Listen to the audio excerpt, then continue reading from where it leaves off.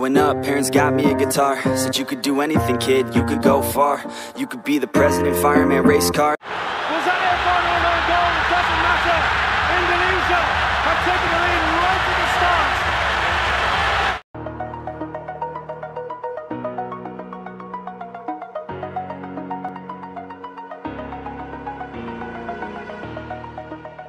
Menjelang drawing babak keempat kualifikasi Piala Dunia 2026 zona Asia, tensi mulai terasa di antara negara-negara yang lolos. Di antara mereka terdapat dua tim yang tengah menjadi sorotan, Irak dan Indonesia. Irak datang sebagai tim unggulan yang tampil dominan sejak babak kedua. Sementara Indonesia hadir sebagai kuda hitam yang menembus fase ini dengan kerja keras, keberanian, dan semangat kolektif yang luar biasa. Namun di balik layar, sebuah kabar mengejutkan mencuat. Pihak Irak ternyata diam-diam berharap tak bergabung satu grup dengan Indonesia di round keempat nanti. Bukan karena mereka takut pada kekuatan Garuda, justru sebaliknya, Irak tahu betul jika takdir mempertemukan mereka kembali di grup yang sama, mereka sangat mungkin kembali menundukkan Indonesia seperti yang terjadi sebelumnya.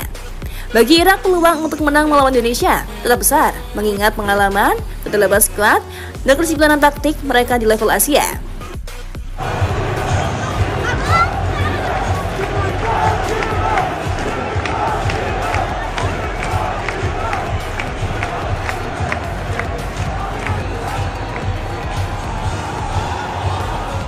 Namun di balik ambisi, terselip perasaan yang lebih dalam, rasa hormat.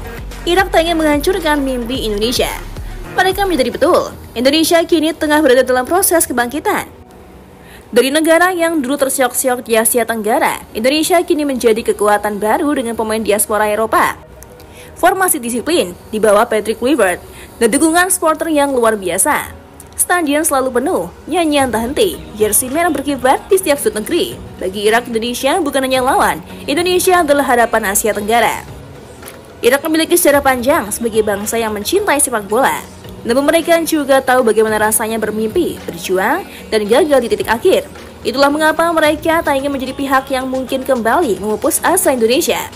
Mereka ingin Indonesia lolos, seperti mereka. Mereka ingin melihat bendera merah putih berkibar bersama bendera Irak di Piala Dunia 2026 nanti. Jika satu grup, kami tahu pertandingan akan berat. Dan kalau kami menang lagi, mungkin Indonesia tak bisa melaju. Tapi kami tak ingin mimpi mereka runtuh karena kami. Kami ingin lolos bersama mereka, bukan dengan menghentikan langkah mereka, ujar media sepak bola Irak.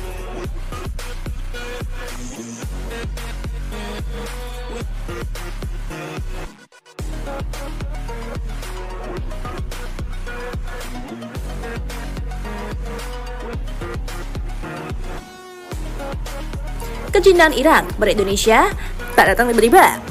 Mereka menyukai gaya bermain yang penuh semangat. Kesetiaan supporter Indonesia yang membanjiri stadion, bahkan salju deras pun mengguyur, hingga keindahan budaya dan keramahan masyarakatnya saat mereka bermain di Jakarta. Para pemain Irak saat kembali ke negaranya bakal menyebut Indonesia sebagai tempat yang hangat, terus semangat, dan layak menjadi kekuatan besar Asia.